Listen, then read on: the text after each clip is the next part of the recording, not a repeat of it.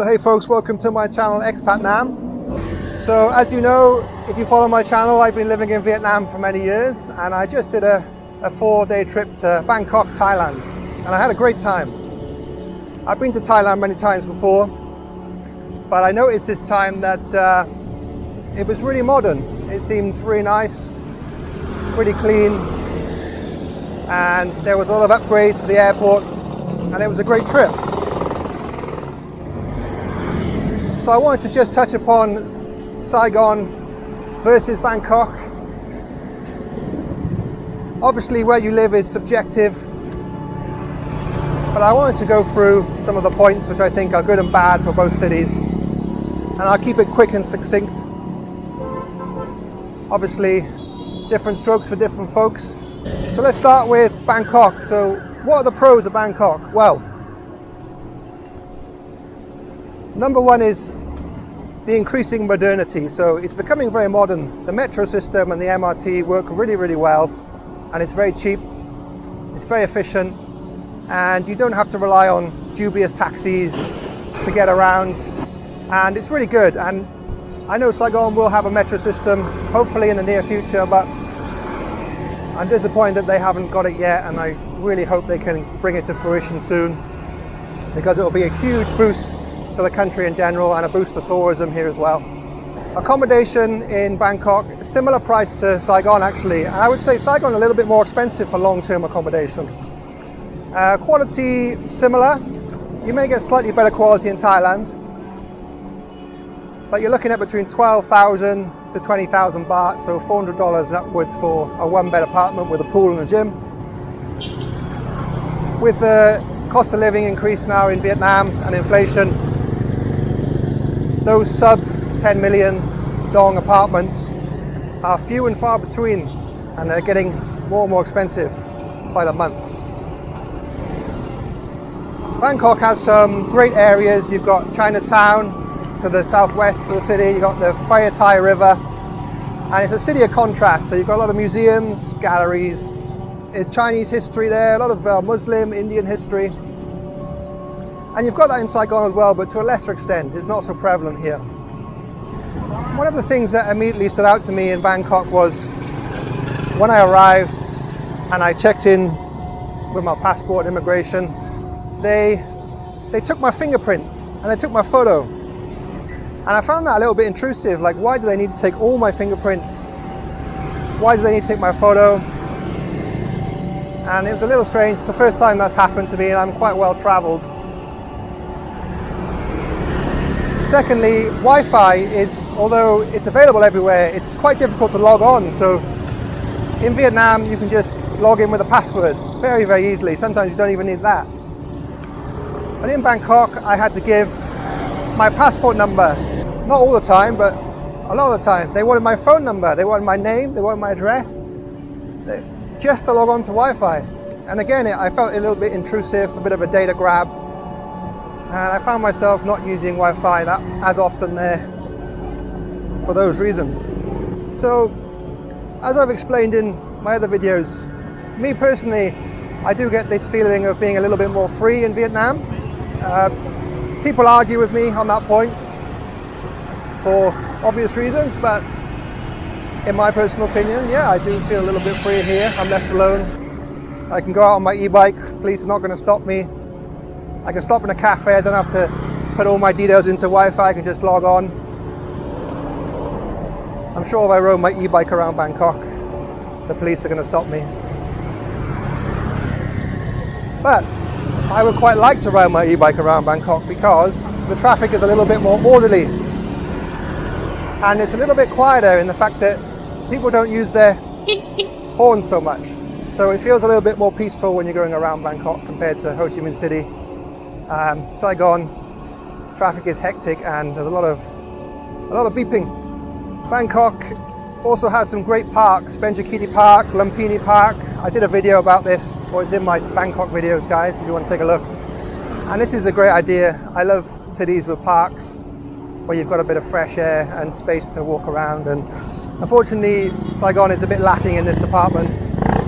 There's not too many parks around, and yeah, you're a bit a bit hard pressed to find somewhere to walk and exercise. Although you have got places like this in Amphu which are a little quieter and you could walk around. I like to ride around these parts. How about the food? Well, similarities and differences. Well, again, I love Thai food, I love Vietnamese food. Thai food, as you probably know, is typically a lot more spicy. But it's still based around rice and noodles, so it has similarities with Vietnamese food. I think in Vietnam there's more kind of barbecue type foods and restaurants. But you do get that in Thailand, but it's more kind of kind of the glass noodles with the spicy sauce, vegetables, meat, pork. Again, pork's very popular in Thailand, same as Vietnam. I found that this time Bangkok had quite a modern feel, and especially at the airport it was quite efficient, and they've invested a lot of money in infrastructure. Obviously they've got the tourist dollar, so they get a lot more tourists there, and they've got more income coming in to the country to spend. GDP growth there is less than Vietnam, I believe, at the moment, but they've had years and years of millions and millions and millions of tourists pouring in every month and spending a lot of money. A lot of tourists that come to Thailand, they spend a lot. So it would be cool, I think, if Vietnam and Saigon, the cities, the big cities, Saigon, Da Nang, Hanoi, if they can encourage tourism a little bit more, maybe encourage high-spending tourists, and then reroute that money into developing the cities a little more, getting the metros built, improving the pavements, the sidewalks. I think that would be a great thing. So cost of living, Bangkok versus Saigon. I would say Saigon is cheaper. Food is a little cheaper here. Although again, who knows with the current inflation issues. Gyms are cheaper here. You can get a very good gym for around $20 a month in Saigon. In Bangkok, you're looking at about $35, $40, I believe. So what about working? So maybe you're thinking about coming to Southeast Asia to become a teacher, some sort of English teacher, then you'll be paid a lot more in Vietnam. Vietnam is probably one of the highest paid countries for English teachers, I believe. Bangkok's very low. They only get 25, 30,000 baht a month. I'll leave the dollar conversion below, guys. But yeah, they really don't value their teachers perhaps as much. And the level of English, therefore, in Bangkok is lower. I thought it was much lower than Vietnam, actually. And I struggled at times because I know very little Thai. I don't know Thai, apart from Sawadi Kap. I did struggle a little bit. Let me just shout here for a second. Hello, how are you? Mưa. Mưa, trời mưa. Luôn mưa. Weather, well, that's the same, very similar. Bangkok is on a slightly more northerly latitude compared to Saigon. I actually found it a little bit cooler in Bangkok this time. When I came back to Saigon, I found it to be a little warmer. Bangkok has some really great restaurants and hotels though, so you can go for some really, really nice international food. You can pay sort of $20, $25 and get fantastic buffets. There's a really cool app called Eat-A-Go where you can download, which you can download, and it gives you like 50% discount on buffets. And you can go to like the Hyatt, Sheraton, Novotel, pick up their buffets for about $12 or $15, and they're really, really good. And that's not really a thing in Vietnam. So if you like to treat yourself, I think the international food options are better in Bangkok, in my opinion. So healthcare costs, much cheaper in Vietnam. But Thailand is known as a medical tourism destination. When you're talking about Thailand, I'm driving on the left side of the road. So Bangkok is very well known. It's up there with Singapore and to a lesser extent Malaysia in regards to medical tourism. They got some great doctors there, and hospitals like Bangkok Hospital, Bumrungrad, they charge top dollar, but you will get top service there. So in my opinion, for day-to-day checkups and for scans and initial diagnosis, Vietnam is better and much cheaper and much more easily accessible. Like I said before, I could walk in off the street even now, turn my bike around, and I'd see a doctor within about 10-15 minutes. It's not going to cost me too much. In Bangkok, a little bit more complicated. It's going to cost you a lot more. You have to wait a bit longer. But arguably, if you've got very complicated issues, then Bangkok potentially would have greater experience. Education, international schools, similar, I believe, similar costs, so very, very high. $15,000-$20,000 a year for an international school in Saigon or Bangkok. Personally, I think that's way too much. But a lot of people are left with no choice.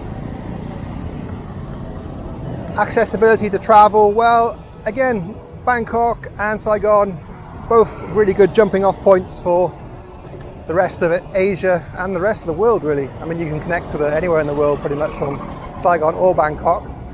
I would say Bangkok's slightly more accessible, perhaps, in the fact that you've got more direct flights to Europe from Bangkok and the US.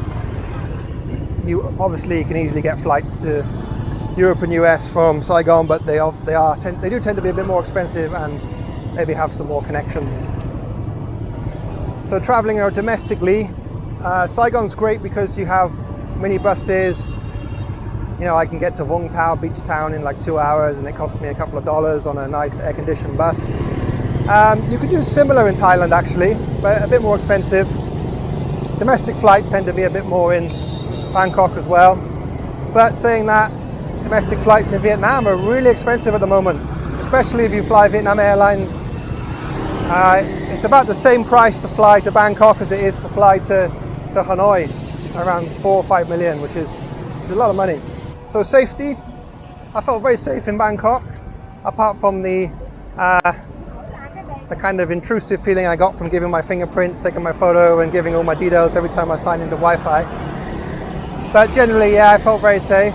There was more of a police presence in Thailand, which is interesting. Although I believe in Vietnam there's still a lot of police, just a lot of undercover police.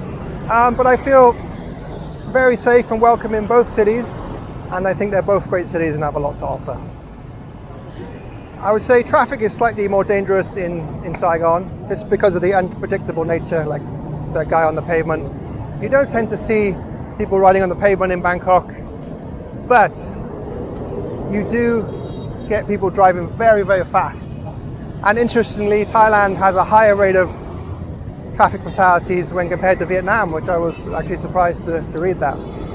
But in Vietnam, yes, it's a bit chaotic and crazy on the roads, but the actual pace of driving is a little slower here. So, you know, you could jump out of the way, or you can kind of predict, you can see what's coming. But in Thailand, wow, they drive super, super fast. I took a Grab a couple of times in Bangkok, and wow, nearly fell off the back.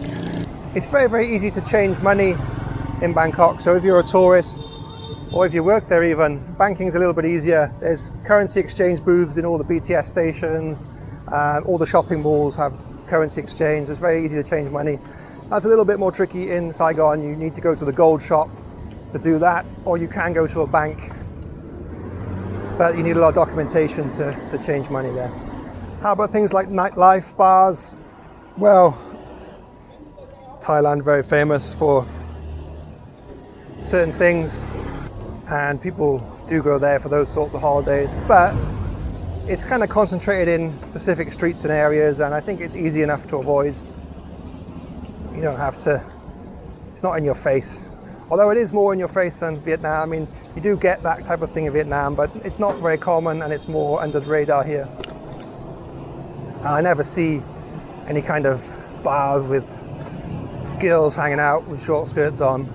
I mean, again, you probably do get it, but I'm not a big drinker these days, so I don't tend to go out to bars much, so I haven't seen it myself. Bangkok has some great nightclubs as well, and some really nice rooftop bars. You've got a lot of nice 5-star hotels in Bangkok, and you've got some really nice rooftop bars. Again, you do have these in Saigon, but not to the extent that you have them in Bangkok.